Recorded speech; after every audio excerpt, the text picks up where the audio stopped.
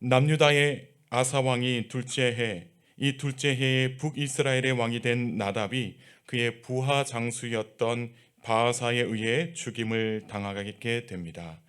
그리고 나서 아사 왕 셋째 해에 이 바아사가 북이스라엘 왕이 되어서 24년 동안 이 북이스라엘을 다스리게 됩니다. 한편 이 북이스라엘의 수도였던 이 디르사는 기쁨이라는 뜻을 가지고 있습니다. 이 사마리아 동쪽 한 14km 지점에 자리 잡고 있는 성읍이었습니다. 이 디르사는 북이스라엘에서 중요한 교통의 요지이자 이 군사적인 요충지였습니다.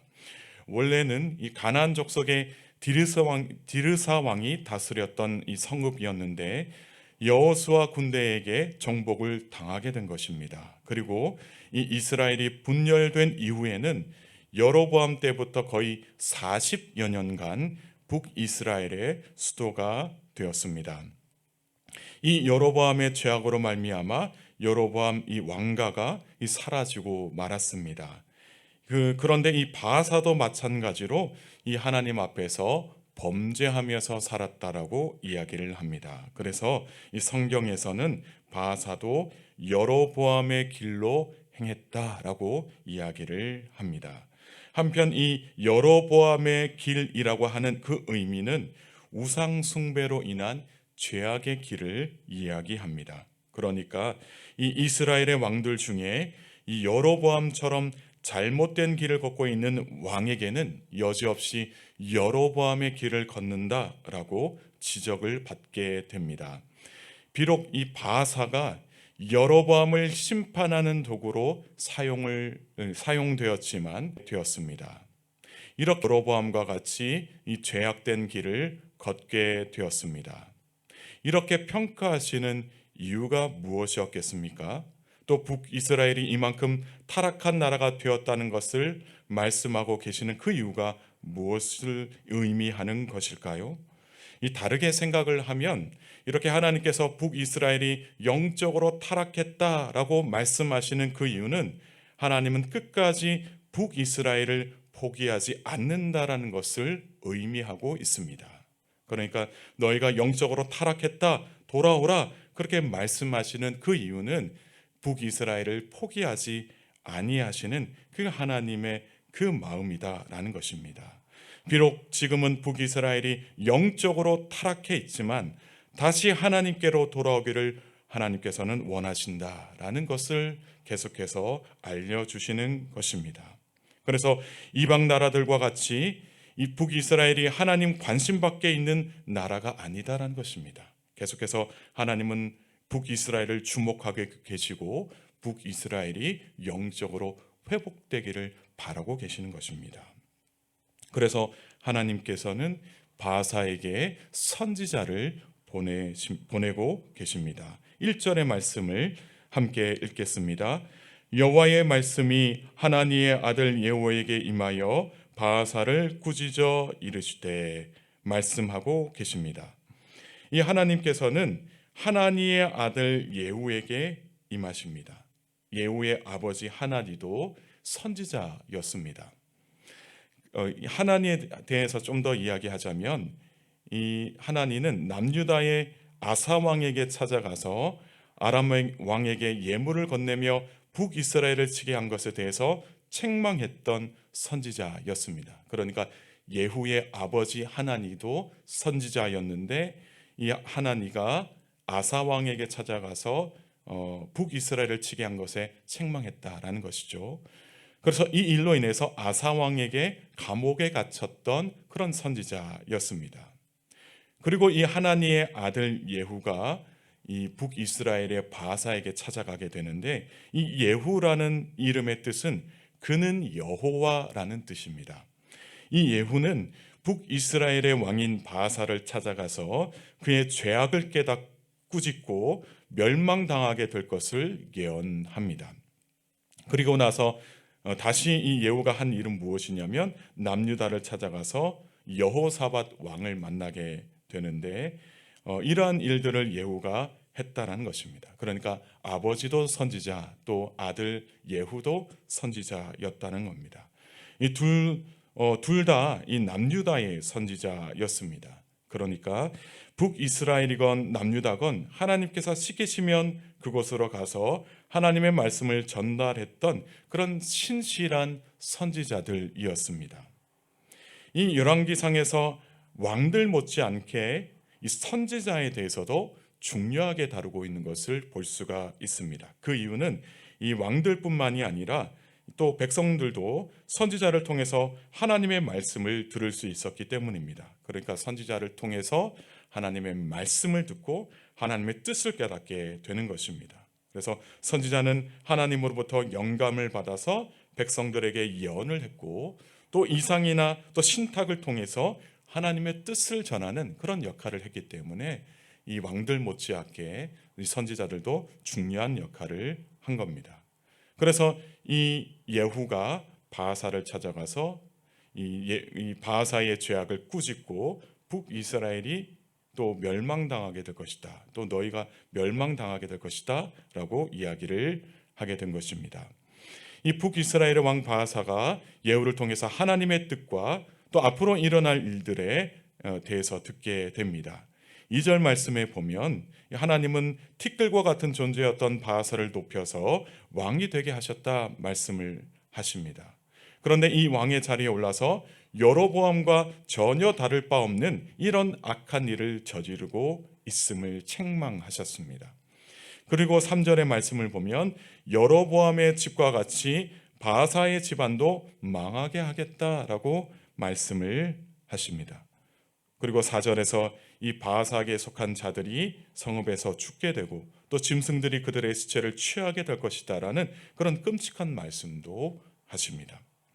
그리고 나서 이 바하사가 이 북이스라엘을 24년간 다스리고 그의 조상들과 함께 이 드르사에 장사되고 이어서 그 왕이 된 것은 바하사의 아들 엘라였습니다. 그러니까 이 예언이 바하사 때에 일어난 것이 아니라 그 아들의 때에 일어나게 됩니다. 8절의 말씀을 제가 읽겠습니다. 유다의 아사왕 제26년에 바하사의 아들 엘라가 디르사에서 이스라엘의 왕이 되어 2년 동안 그 왕위에 있으니라 말씀하고 있습니다. 이 남유다에는 이 아사 왕이 계속해서 통치를 하고 있었고요. 그런데 북이스라엘은 벌써 왕이 세 번째 바뀌게 된 것을 볼 수가 있습니다. 그 여로보암에서 나답, 또 나답에서 바하사, 그리고 바하사에서 엘라로 바뀌게 되었습니다. 그럼 문제는 엘라도 북이스라엘의 왕이 된 지 2년 왕으로서 2년 동안 다스렸다라고 기록되어 있습니다. 굉장히 짧게 그 통치하게 되는데 이렇게 이야기하는 그 의미가 있습니다. 9절의 말씀을 제가 읽겠습니다. 엘라가 디르사에 있어 왕궁 맡은 자 아르사의 집에서 마시고 취할 때에 그 신하 곧 병거 절반을 통솔한 지휘관 시므리가 왕을 모반하여 라고 말씀하고 있습니다.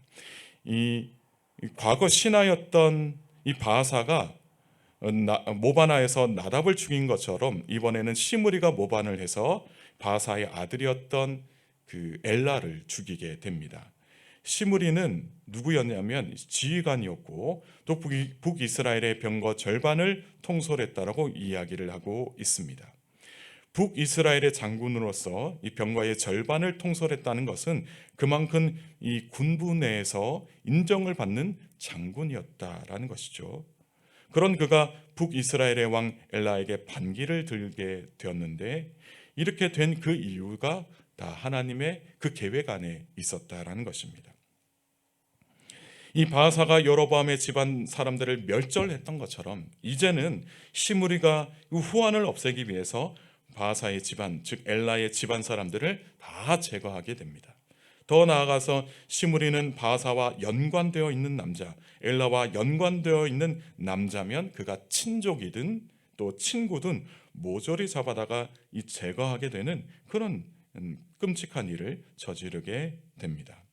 그래서 시므리가 바하사의 온 집을 멸하게 되었는데 이것은 선지자 예후를 통해서 바하사를 꾸짖어 하신 그 여호와의 말씀과 같다라고 이야기하고 있습니다. 그래서 오늘 이 말씀 안에서 우리가 알 수 있는 것은 하나님의 말씀이 하나도 땅에 떨어지는 법이 없이 다 이루어지는 것을 볼 수가 있습니다.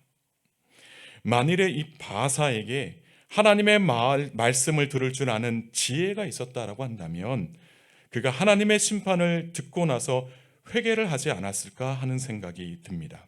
그러나 그는 하나님의 말씀을 듣고도 아무런 반응을 하지 않았습니다. 하나님께 돌아오지도 않았고 여호와의 그 말을 듣고서 회개하지도 않았습니다. 그의 어리석음이 가족들뿐만이 아니라 그의 친족들, 친구들까지도 심판을 받게 되는 이 비극적인 결말로 이어지게 되었습니다. 사랑하는 성도 여러분, 하나님의 말씀은 확실하게 이루어진다는 것을 믿으시기 바랍니다. 하나님께서 우리에게 허투루 말씀하신 적이 없다라는 것입니다. 그렇기 때문에 하나님의 말씀 앞에서 우리의 태도가 달라져야 합니다. 우리는 하나님의 말씀 앞에서 늘 두렵고 떨리는 마음으로 그 말씀을 진지하게 들을 줄 아는 자들이 되어야 합니다. 편식하듯이 말씀을 가려서 듣는 자들이 아니라 말씀 한 자도 놓치지 않겠다, 그 마음으로 말씀을 들어야 한다는 것입니다. 하나님은 말씀 앞에서 겸손한 자를 기뻐하십니다. 겸손하게 말씀을 듣고 그 말씀을 따라 살려고 온 힘을 다하는 자들에게 하나님께서는 말씀을 따라 살 수 있는 지혜도 주시고 능력도 주시는 줄 믿습니다. 분명한 사실은 하나님께서는 북이스라엘이 영적으로 타락한 채로 내버려 두실 마음이 없으셨습니다. 다시 돌아오기를 간절히 바라고 계셨습니다. 그래서 선지자를 통해서 하나님께서 계속해서 말씀하시는 것을 볼 수가 있습니다. 말씀 앞에서 겸손하게 되기를 바라고 계셨다라는 말씀입니다.